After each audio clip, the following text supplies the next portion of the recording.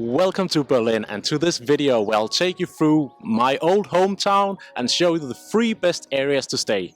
And in the end I'm gonna tell you a bit about the areas you definitely do not want to stay in. But before I show you the 3 areas, we need to pull out the old trusted Google map, because it's quite essential to understand just how big Berlin actually is. And because of the city's history, Berlin is also unique in the way that there is no actual downtown city center. Instead, you should think of Berlin as a number of small villages that have grown together. So that means that a lot of the things to do and see in Berlin are actually quite far from each other. So now that we are all on the same page, let's get started with area number 1. Mitte is, in my opinion, the perfect place to stay for most tourists.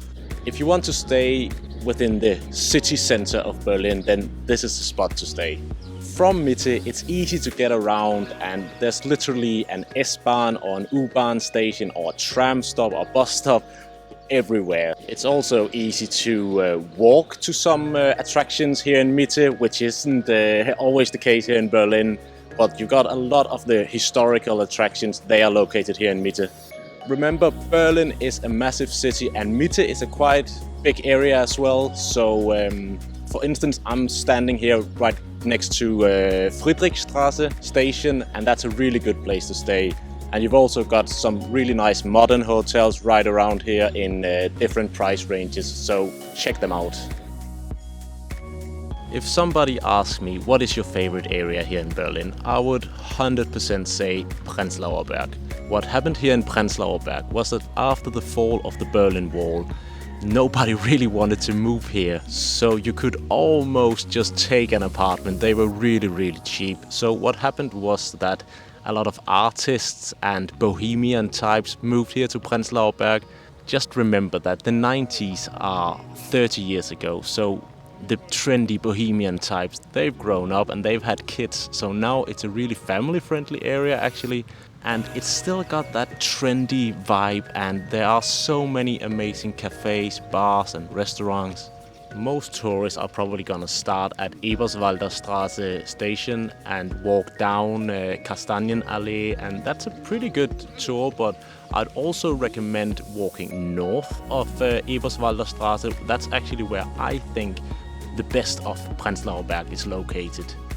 And here in Mauerpark is also an amazing place to chill, and every Sunday there's a Flohmarkt. What's that? A market? What's that? A flea market, obviously. Flohmarkt, flea market.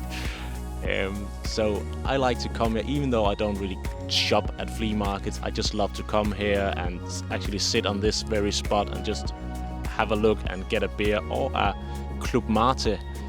It's not Club Mate, it's Club Mate. That's very important. Cheers. So get a bit off the beaten path and enjoy Prenzlauer Berg. Friedrichshain. It's a bit more rough than Prenzlauer Berg. It might be what Prenzlauer Berg was 20 years ago. I don't know, I wasn't there, but Friedrichshain is where I would stay if I was in my early 20s and I wanted to see the real Berlin with the underground clubs and the proper hipster places. Then Friedrichshain is the way to go.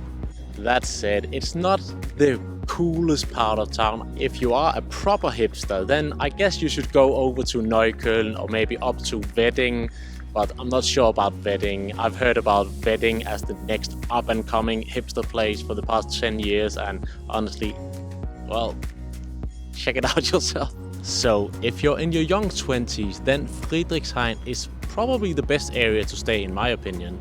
I also promised to tell you a bit about the areas you do not want to stay in, and I'm gonna start with Kreuzberg over there, but that's only if you're traveling with children.